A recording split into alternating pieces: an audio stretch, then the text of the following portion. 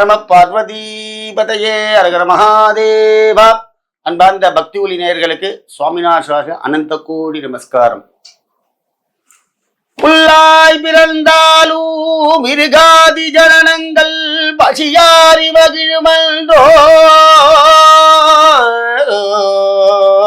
பூண்டாய் பிறந்தாலும் புறத்தியர்கள் சில பிரிதீர்த்து மகிழ்வாதன்றோ, என் சிவபெருமானே.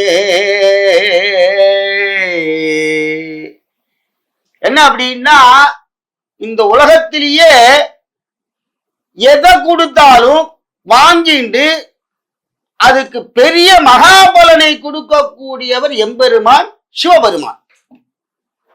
என்ன மாமா விசேஷம் அப்படின்னா, திரிபுரம் திரிபுராகாரம் நேத்ரண்டஜடாயுதம் அநேக பாவசங்காரம் ஏகவில்வம் சிவார்ப்பணோ. ஒரு வில்வத்துக்குரிய மகிமை ஒரே ஒரு வில்வம் சார். 3 இலை கொண்ட ஒரே ஒரு வில்வத்து, ஒரே ஒரு வில்வம் மகிமை என்ன அப்படின்னா, முகுந்த சக்கரவர்த்தி என்ற ஒரு ராஜா இருந்தார்.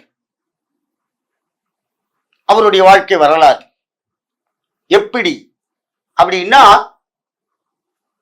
சிவபெருமானும் பார்வதி தேவியும் கைலாசிலேருந்து பூலோகத்துக்கு வந்து ஒரு இடத்துல வந்து உட்கார்ந்துக்கிறார் மரத்துல. இந்த அர்த்தஜாம ஆயன பிறகு கோயிலில் போய் தரிசனம் பண்ணக்கூடாது ஒரு விதிமுறைகள் ஆகமத்துல இருக்கு. எம்பெருமானும் பார்வதி தேவியும் இந்த உலகத்துல இன்னைக்கு காலையில இருந்து யார் யார் என்னென்ன பண்ணா அப்படின்னு சுவாமி அம்பாலும் பேசிட்டு இருக்கா. சந்தோஷமா பேசிட்டு இருக்கா. அப்ப ராத்திரி நேரம் இல்லையா, அங்க மேல ஒரு குரங்கு என்ன பண்ணிட்டு, அதுக்கு தூக்கம் வரல.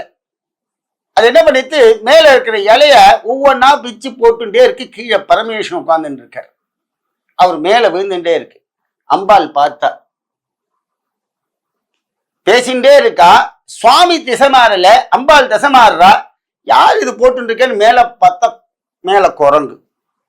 உடனே கீழே குதிச்சுடுத்து. சுவாமி அம்பாளை பார்த்தோன்னு, தாயே நான் அதுவும் பண்ணல, என்னை அறியாம பண்ண மன்னிச்சிடணும். ஆனால் எம்பெருமான் என்ன பண்ணார், சிவபெருமான் ஒரு வில்வத்துக்கு மயங்கி போயிட்டார். அவர் அந்த வில்வத்தை தலையில சிரசுல போட்ட உடனே என்ன பாக்கியம் தெரியுமா சார், சிவபெருமான் சந்தோஷப்பட்டு அந்த குரங்கை கேட்கிறார், உனக்கு என்ன வரம் வேண்டும் கேள்னர்.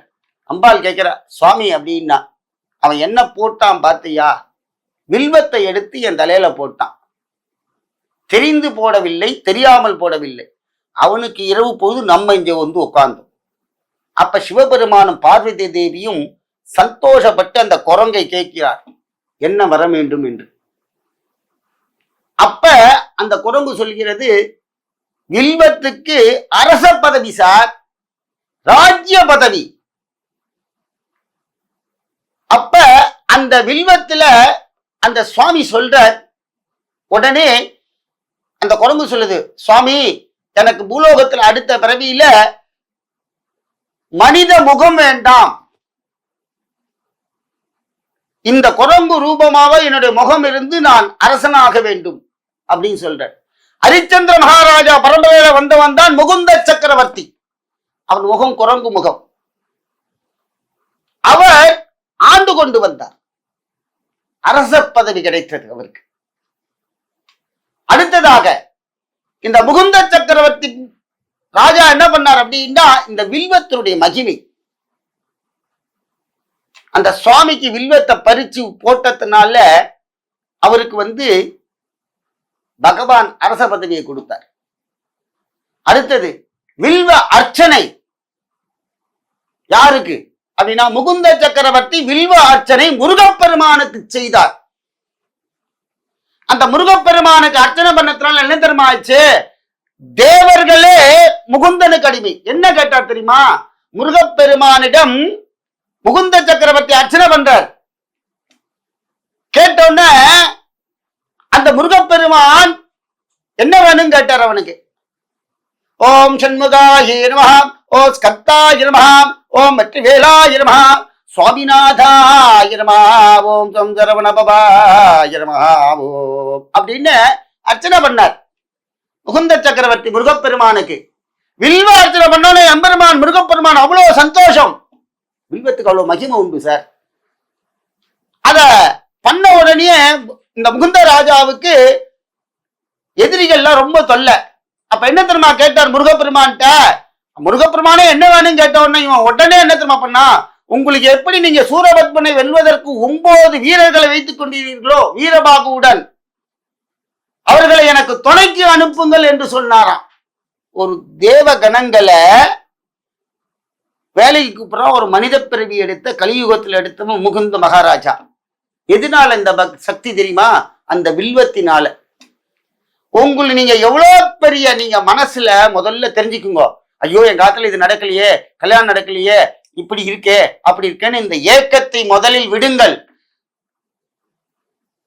எம்பெருமான் சிவபெருமானுக்கு வில்வத்தை கொண்டு கொடுங்கள். வில்வ மாலை சாத்துங்க. இந்த கோவில வில்வம் எடுத்துன்னு வருவா. அப்படியே வயல்ல இருந்து வந்துட்டு இருக்கும் போதே மரத்துல பறிச்சு அப்படியே எடுத்துன்னு வந்துருவான். அதுக்கு ஒரு முறை இருக்கிறது. வில்வத்துக்கு விடுப்பு நல்லா குளிச்சுட்டு அனுஷ்டானமா போய் எடுக்கணும். சிவபக்தர்லாம் பார்த்தீங்கன்னா ஓம் நம சிவா சொல்லி சொல்லியே தான் பறிப்பா. பூலோகத்திலேயே இருக்கிற பெரிய 2 புஷ்பத்துக்கு பவர் ஜாஸ்தி. ஒன்னு வில்வம், ஒன்னு துளசி. இது 2 தான் காஞ்சி போனா விட திருப்பி பூஜை பண்ணலாம். மற்றதெல்லாம் காஞ்சி போனா தூக்கி போட்டுணும். அதே மாதிரி பெருமா கோயில பார்த்தீங்கன்னா அந்த துளசி அர்ச்சனை பண்ணுவா. துளசியில திருப்பி அந்த பாதத்திலிருந்து எடுத்து திருப்பி அர்ச்சனை பண்ணலாம். சிவாலயத்தை பார்த்தீங்கன்னா சிவனுக்கு அந்த வில்வத்தை அர்ச்சனை பண்ணுவா, திருப்பி எடுத்து கூட அர்ச்சனை பண்ணலாம். ஏன்னா அதுக்கு எந்த ஒரு அழிவும் கிடையாது. மகா சக்தி வாய்ந்தது. அப்படிப்பட்ட வில்வத்துக்கு அவ்வளவு சக்தி. அடுத்ததாக இந்த வில்வத்துடைய மகாபலன் என்ன அப்படின்னா ஐஸ்வர்யம் கிடைக்கும். சிவபெருமான் தன்னுடைய தேவர்கள் சிவபெருமானை வழிபடும் போது கேட்டார்கள், சுவாமி எங்களுக்கு ஏதாவது ஒரு பாக்கியத்தை கொடுங்கோ அப்படின்னு. வில்வ பத்திரத்தால பூஜை பண்ணுங்கன்னு சொன்னார். தேவலோகத்துல எங்க வில்வம் கிடைக்கும்? பூலோகத்துல பிறந்து எம்பெருமான் சிவபெருமானை வில்வத்தால் அர்ச்சனை செய்து தேவலோகத்துல நிரந்தர பதவியை பெற்றார்கள் தேவர்கள்.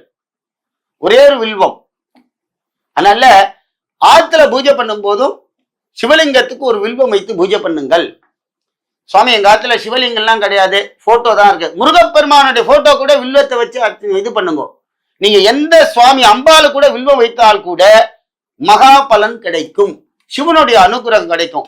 அதனால பிரதோஷ காலங்கள்ல சுவாமிக்கு வில்வ மாலை சாத்தி நந்திகேஸ்வரர்ல இருந்து அம்பால இருந்து சுவாமியில இருந்து எல்லாருக்கும் வில்வ மாலை வில்வத்தை கொடுத்து ஐஸ்வர்யத்தை பெற வேண்டும். சுவாமி என்ன கொடுக்கிறார் கலியுகத்துல?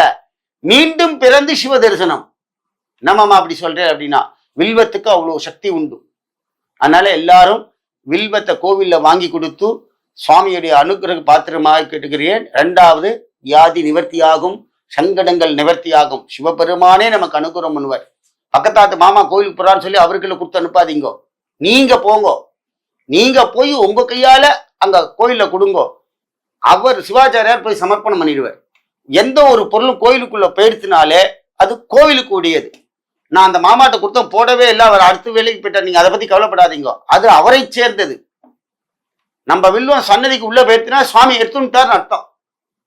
அதனால வில்வ மாலையில் வில்வத்தால் அர்ச்சனை பண்ணி எம்பெருமானை வழிபடுங்கள்.